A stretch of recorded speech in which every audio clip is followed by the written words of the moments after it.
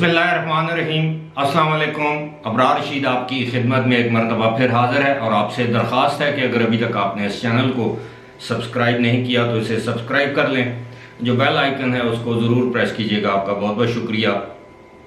آخر کار تحریک انصاف نے، پاکستان تحریک انصاف نے ایک بڑا فیصلہ کر لیا ہے۔ آپ کو یہ بتائیں گے کہ وہ بڑا فیصلہ کیا ہے، اس کے کیا مضمرات ہوں گے، اس کے پیچھے کہانی کیا ہے، اور کیا تحریک انصاف اپنا وہ ہدف یا اہداف حاصل کرنے میں کامیاب ہو جائے گی۔ کیونکہ ماضی میں تحریک انصاف کی ایک پالیسی رہی ہے کہ ٹکراؤ کی پالیسی، جس ادارے سے اختلاف ہو یا جس ادارے سے یہ محسوس ہو رہا ہو کہ وہ ادارہ ان کی خواہشات پر عمل نہیں کر رہا، تو اس ادارے کے خلاف تحریک انصاف اور عمران خان کی یہ ماضی کی ایک روش ہے، حال کی بھی، کہ وہ اس ادارے کے سربراہ سے لے کر تمام لوگوں کو ہدف تنقید بناتے ہیں۔ حال ہی میں جو انہوں نے جلسے کیے اپنی حکومت کے جانے کے بعد، اپنی حکومت کے دوران جس طرح انہوں نے سیاسی جماعتوں کے رہنماؤں کے نام رکھے، ان کو للکارا، کسی کو ڈاکو، کسی کو بیماری، کسی کو ڈیزل، کسی کو کیا، اور اس کے بعد پھر ججوں کو للکارا، اس کے بعد پھر اسٹیبلشمنٹ کو للکارا، جس سے یہ تاثر عام ہو گیا کہ جناب عمران خان لاڈلے تھے اور ہیں، لیکن کب تک؟ وہ اردو کا ہی محاورہ ہے کہ بکرے کی ماں کب تک خیر منائے گی۔ ایک ہی ادارہ بظاہر نظر آ رہا ہے کہ جو واقعی انڈیپینڈنٹ ہے اور وہ عمران خان کی دھمکیوں میں نہیں آیا، ان سے مروب نہیں ہوا، ان کا دباؤ قبول نہیں کیا۔ اب اس ادارے کے سربراہ یعنی چیف الیکشن کمشنر کے خلاف پی ٹی آئی نے یہ فیصلہ کیا ہے کہ وہ جوڈیشل کمیشن میں جائیں گے، جو کہ ایک طریقہ کار ہوتا ہے۔ جس طرح ان کے خلاف اگر کوئی ثبوت ہے پی ٹی آئی کے پاس کسی کرپشن کا، مبینہ دھاندلی کا، کوئی مس کانڈکٹ کا، تو کوئی بھی ادارہ یا کوئی بھی سیاسی جماعت یا کوئی بھی سیاسی رہنما، اور میرا خیال ہے کوئی عام شہری بھی کسی جج کے خلاف اگر اس کے پاس مناسب اور ٹھوس شواہد موجود ہیں تو وہ جوڈیشل کمیشن میں جا سکتا ہے۔ اب عمران خان اور ان کی جماعت نے یہ فیصلہ کیا ہے کہ وہ چیف الیکشن کمشنر سکندر سلطان راجہ کے خلاف جوڈیشل کمیشن میں درخواست دائر کریں گے کہ ان کو ان کی ملازمت سے برطرف کیا جائے، نااہل قرار دیا جائے، اسی طرح جس طرح جسٹس قاضی فائز عیسیٰ کے خلاف یہ اپنے حکومت کے دور میں ایک ریفرنس فائل کیا گیا تھا، اب یہ ریفرنس فائل کیا جا رہا ہے چیف الیکشن کمشنر کے خلاف۔ اب کہانی یہ ہے کہ جب تک چیف الیکشن کمشنر نے یہ فیصلہ محفوظ نہیں کیا تھا جون کے اوائل میں، اور جب تک اس طرح کی خبریں آنا شروع نہیں ہوگی کہ یہ فیصلہ پاکستان تحریک انصاف کے خلاف آ سکتا ہے، اس وقت تک چیف الیکشن کمشنر بہت اچھے تھے۔ یاد رہے کہ ان چیف الیکشن کمشنر کی تعیناتی عمران خان نے خود کی تھی، یہ نام ان کی طرف سے تجویز ہوا تھا، اور ایک سے زائد مواقع پر وہ ان کی تعریف کر چکے ہیں جب وہ وزیر اعظم تھے۔ لیکن اب وہ چیف الیکشن کمشنر پر بھی اسی طرح کا دباؤ بڑھا رہے ہیں، جیسا کہ انہوں نے اسٹیبلشمنٹ فوج کے خلاف دباؤ کا حربہ استعمال کیا، عدلیہ کے خلاف دباؤ کا حربہ استعمال کیا، حکومت کے خلاف تو وہ آئے روز بیانات دیتے رہتے ہیں۔ ایک تو موصوف کو قوم سے خطاب کرنے کا بڑا شوق ہے، ہر دوسرے دن قوم سے ایک خطاب کر دیتے ہیں۔ ممکن ہے آج بھی جس وقت میں یہ ویڈیو بنا رہا ہوں تو اس وقت بھی وہ قوم سے مخاطب ہوں۔ اب قوم بھی تھک چکی ہے ان کی وہ 26 سال کی باتیں سن کے۔ خیر،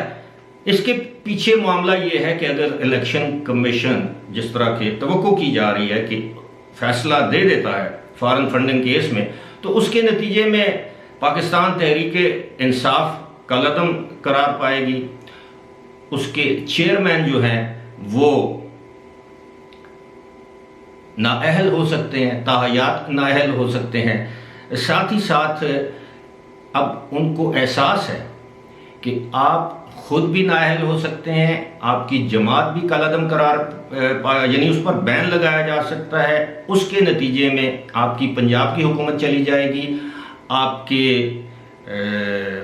صوبے میں خیبر پختونخوا کی حکومت چلی جائے گی۔ اس کے علاوہ جتنے ارکان پارلیمنٹ ہیں، جتنی بھی اسمبلیوں میں، قومی اسمبلی، صوبائی اسمبلیاں اور سینٹ، وہ تمام کے تمام ان کی جو رکنیت ہے وہ ختم ہو جائے گی، کیونکہ آپ کی جو پیرنٹ جماعت ہے اس پر بین لگ جائے گا۔ اس کے بعد آپ کے جو لوگ ہیں وہ کوئی دوسری سیاسی جماعت بنا کر یا آزاد حیثیت سے سیاست تو کر سکتے ہیں۔ اب یہ جو فارن فنڈنگ کا جو کیس ہے، یہ کوئی آج کا کیس تو ہے نہیں، یہ 8 سال سے آپ ہی کے پارٹی کے جو بنیادی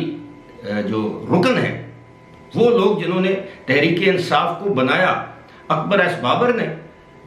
الیکشن کمیشن سے رجوع کیا تھا، ان کے پاس ٹھوس شواہد تھے، ثبوت تھے۔ یہ فائنینشل ٹائمز کی جو خبر ہے وہ تو 28 کو آئی ہے، 28 جولائی کو،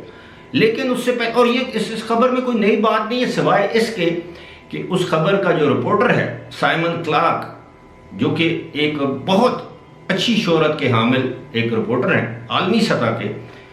اور انہوں نے یہ دعویٰ کیا ہے کہ ان کے پاس تمام چیزوں کے ثبوت اور شواہد موجود ہیں، ڈاکومنٹری ایویڈنس، بینک سٹیٹمنٹس، ای میل کا ریکارڈ، اور جو کہ انہوں نے امریکی تحقیقاتی ادارے FBI سے حاصل کیا ہے۔ اب اس کو جھٹلایا نہیں جا سکتا۔ اگر یہ رپورٹ غلط ہے تو آپ جائیں برطانیہ میں، عدالت کا دروازہ کھٹکھٹائیں، اس سائمن کلارک کو اور فائنینشیل ٹائمز کو آپ سو کریں، ان سے ڈیمیجز کلیم کریں، آپ بتائیں کہ یہ ہماری عزت اور ساکھ کو نقصان پہنچانے کی سازش کی گئی ہے، جس طرح سازشی بیانیاں آپ استعمال کرتے ہیں، لیکن آپ کو معلوم ہے، اور آپ کو معلوم ہے کہ جناب آپ کے ہاتھ جو ہیں وہ اس کرپشن میں، اس فارن فنڈنگ کیس میں رنگے ہوئے۔ اب آپ اندازہ کیجئے فائنینشیل ٹائمز کی رپورٹ کے مطابق کہ جناب ایک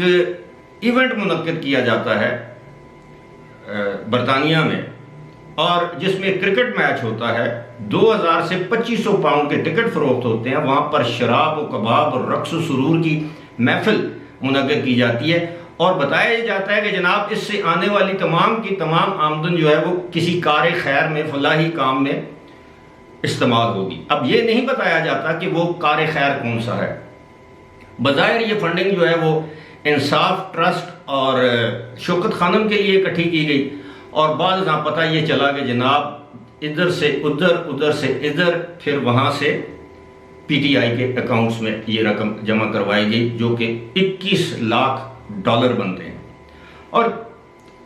شاید اس سے بھی زیادہ، کیونکہ 20 لاکھ ڈالر تو اس میں دیے ہیں جو UAE کے وزیر ہیں شیخ مبارک النایان، انہوں نے۔ تو یہ بہت بڑا سنگین معاملہ ہے۔ اب معاملے کی سنگینی کو سمجھتے ہوئے ان کو معلوم ہے، تو یہ پہلے سے وہ اپنا ایک بیانیہ بنا رہے ہیں کہ دیکھیں میرے خلاف چیف الیکشن کمشنر نے ذاتیات پر مبنی یہ فیصلہ۔ بھائی یہ فیصلہ چیف الیکشن کمشنر نہیں، یہ 3 اس سے پہلے آنے جانے والے جو چیف الیکشن کمشنر یا الیکشن کمیشن اس پر سماعت کر چکا ہے۔ یہ تو آپ ہیں، آپ کی جماعت ہے کہ جو پتہ نہیں 190 پیشیاں ہوئی ہیں اس سماعت میں، 190، 50 مرتبہ آپ نے مختلف قوانین کا سہارا لے کر اس میں التوا حاصل کی، 9 ریٹ پیٹیشنیں آپ نے دائر کی، کبھی ہائی کورٹ میں، کبھی سپریم کورٹ میں، کبھی ادھر سٹے، کبھی ادھر سٹے، اور بالآخر اب جب کہ فیصلہ محفوظ ہو چکا ہے، لکھا جا چکا ہے، سنانے کی دیر ہے، اب آپ جو ہے وہ چیف الیکشن کمشنر کو جو ہے وہ مورد الزام ٹھہرا رہے ہیں۔ مجھے کبھی امید ہے چیف الیکشن کمشنر کی بطور بیوروکریٹ جو ان کی ایک لیگیسی ہے، جو ان کی ریپوٹیشن ہے، جو ریپیوٹ ہے، وہ ایک مسٹر کلین کی ہے،